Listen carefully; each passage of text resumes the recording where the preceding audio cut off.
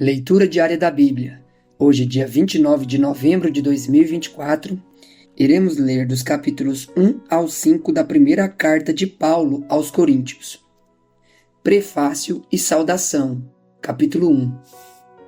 Paulo, chamado pela vontade de Deus para ser apóstolo de Cristo Jesus, e o irmão Sóstenes, à igreja de Deus que está em Corinto, aos santificados em Cristo Jesus, chamados para ser santos, com todos os que em todos os lugares invocam o nome de nosso Senhor Jesus Cristo, Senhor deles e nosso. Que a graça e a paz de Deus, nosso Pai, e do Senhor Jesus Cristo esteja com vocês. Ação de graças. Sempre dou graças ao meu Deus por vocês, por causa da graça de Deus que foi dada a vocês em Cristo Jesus, porque em tudo vocês foram enriquecidos nele, em toda a palavra e em todo conhecimento.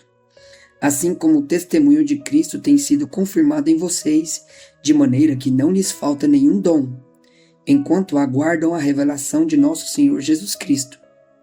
Ele também os confirmará até o fim, para que vocês sejam irrepreensíveis no dia de nosso Senhor Jesus Cristo. Fiel é Deus, pelo qual vocês foram chamados à comunhão de seu Filho Jesus Cristo, nosso Senhor. Exortação à unidade. Irmãos, pelo nome de nosso Senhor Jesus Cristo, peço-lhes que todos estejam de acordo naquilo que falam e que não haja divisões entre vocês. Pelo contrário, que vocês sejam unidos no mesmo modo de pensar e no mesmo propósito. Pois, meus irmãos, fui informado a respeito de vocês por alguns membros da casa de Cloe de que há brigas entre vocês. Refiro-me ao fato de cada um de vocês dizer: eu sou de Paulo, eu sou de Apolo, eu sou de Cefas, eu sou de Cristo. Será que Cristo está dividido? Será que Paulo foi crucificado por vocês? Ou será que vocês foram batizados em nome de Paulo?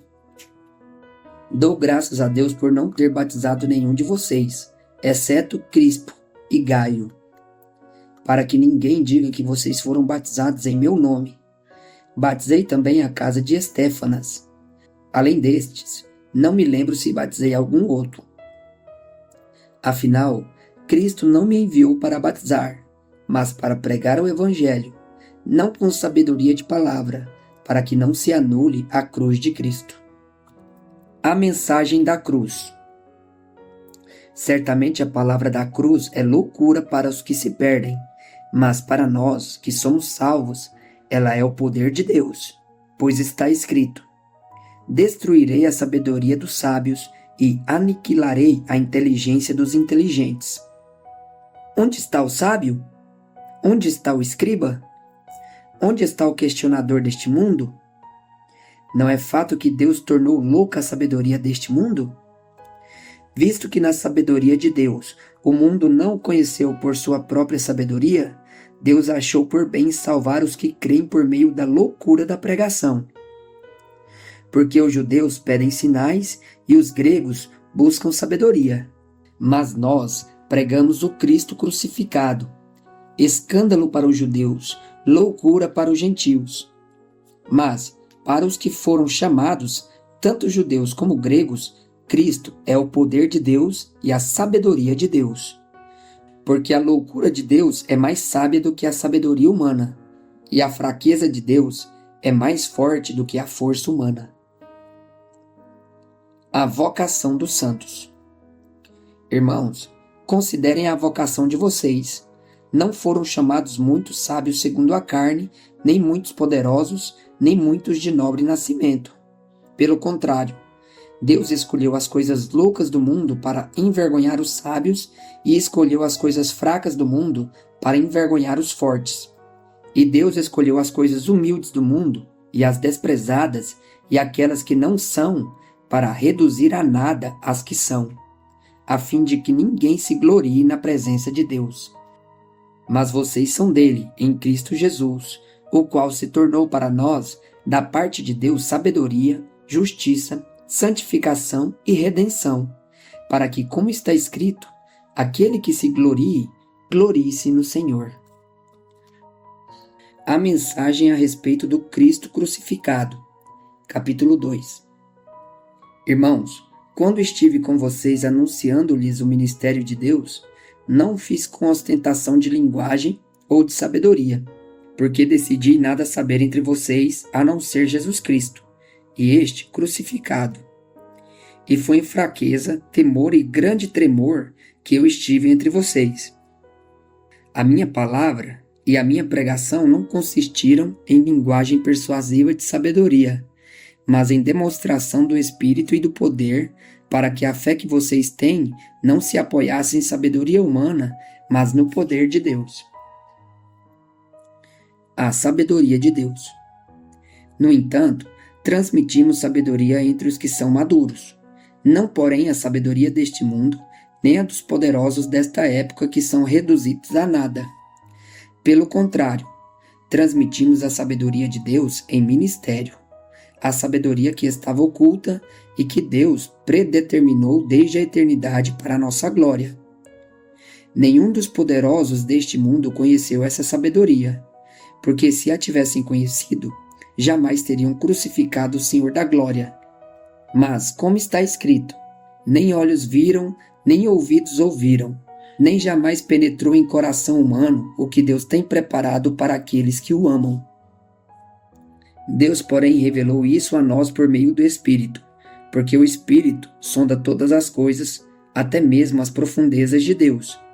Pois quem conhece as coisas do ser humano, a não ser o próprio espírito humano que nele está?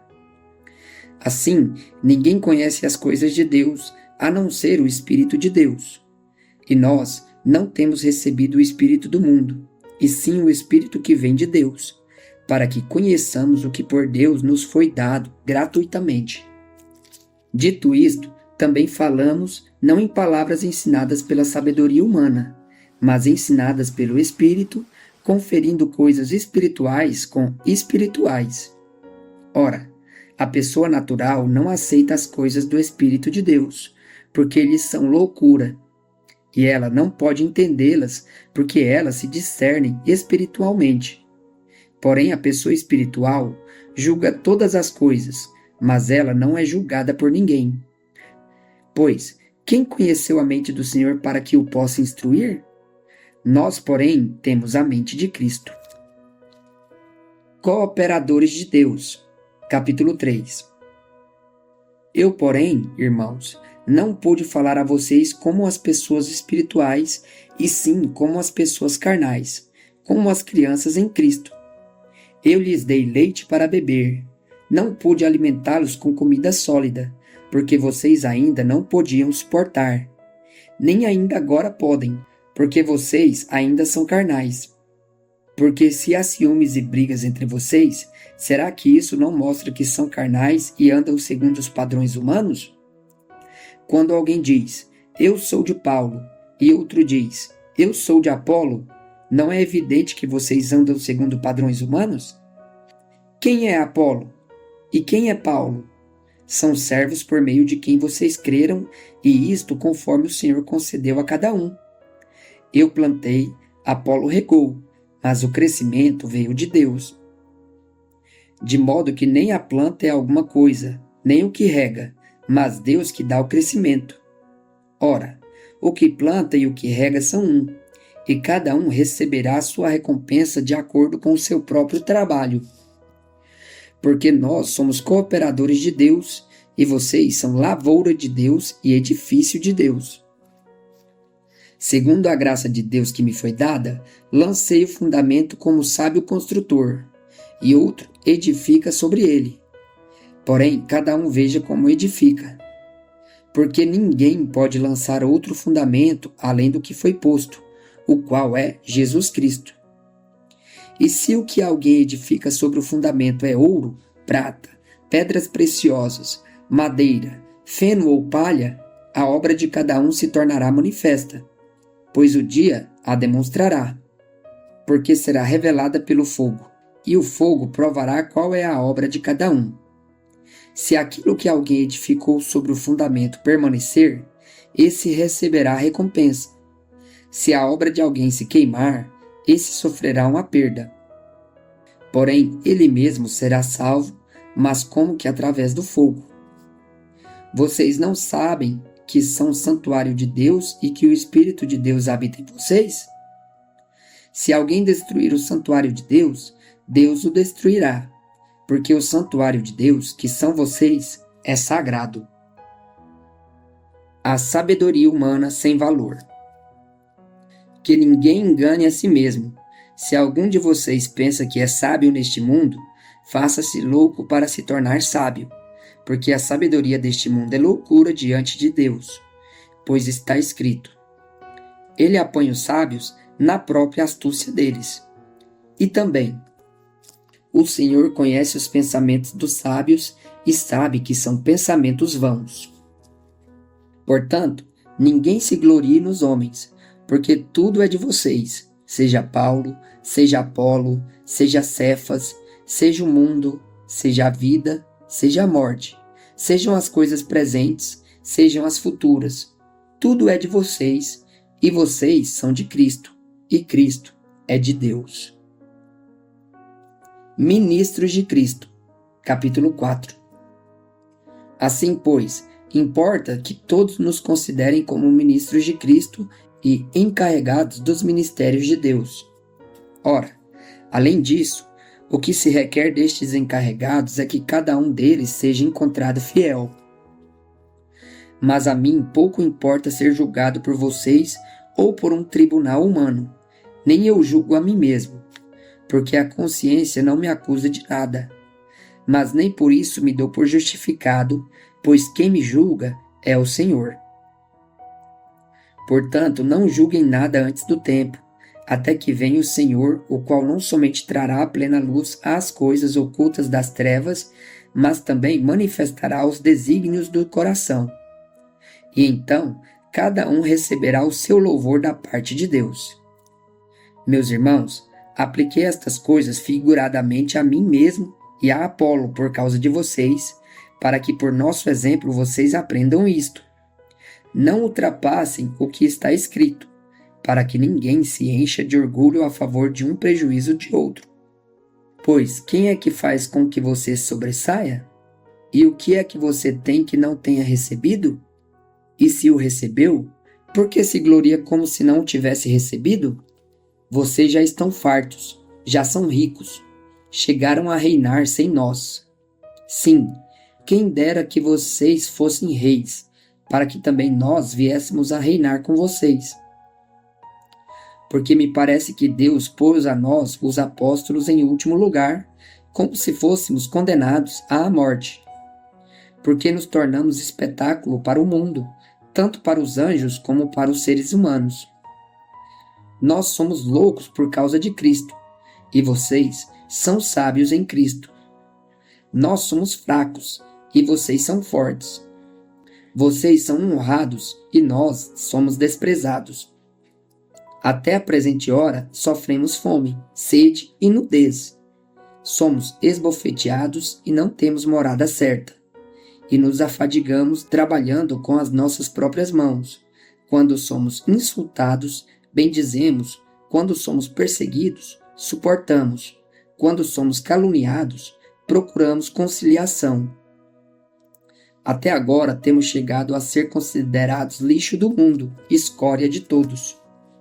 Não escrevo estas coisas para que vocês fiquem envergonhados.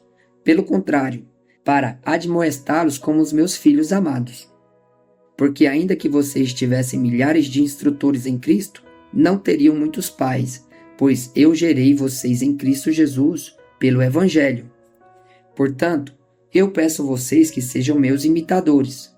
Por esta causa, eu enviei até vocês Timóteo, que é o meu filho amado e fiel no Senhor, o qual fará com que vocês se lembrem dos meus caminhos em Cristo Jesus, como por toda parte ensino em cada igreja. Alguns de vocês se encheram de orgulho, como se eu não fosse mais visitá-los. Mas em breve, se o Senhor quiser, irei visitá-los, e então conhecerei não a palavra, mas o poder desses orgulhosos. Porque o reino de Deus consiste não em palavra, mas em poder. O que vocês preferem? Que eu vá até aí com um chicote ou com amor e espírito de mansidão? Imoralidade na igreja de Corinto. Capítulo 5. Ouve-se por aí que entre vocês existe imoralidade, e imoralidade tal como não existe nem mesmo entre os gentios. Isto é, que alguém se atreva a possuir a mulher do seu próprio pai. E vocês andam cheios de orgulho, quando deveriam ter lamentado e tirado do meio de vocês quem fez uma coisa dessas. Eu, na verdade, ainda que fisicamente ausente, mas presente em espírito, já sentenciei como se estivesse presente o autor de tal infâmia. Em nome de nosso Senhor Jesus, reunidos vocês e o meu espírito com o poder de Jesus, nosso Senhor, que esse tal seja entregue a Satanás para a destruição da carne, a fim de que o espírito seja salvo no dia do Senhor. Não é bom esse orgulho que vocês têm. Por acaso vocês não sabem que um pouco de fermento leveda toda a massa? Joguem fora o velho fermento para que vocês sejam nova massa, como de fato já são sem fermento. Pois também Cristo, nosso Cordeiro Pascal, foi sacrificado. Por isso, celebremos a festa não com o velho fermento, nem com o fermento do mal e da maldade, mas com o pão sem fermento, o pão da sinceridade e da verdade. Na outra carta, já escrevi a vocês que não se associassem com os impuros.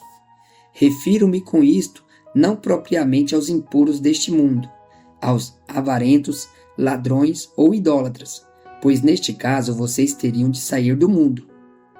Mas agora escrevo a vocês que não se associem com alguém que, dizendo-se irmão, for devasso, avarento, idólatra, maldizente, bêbado ou ladrão, nem mesmo comam com alguém assim. Pois, com que direito haveria eu de julgar os de fora? Mas será que vocês não devem julgar os de dentro? Os de fora, esses Deus julgará. Expulsem o malfeitor do meio de vocês.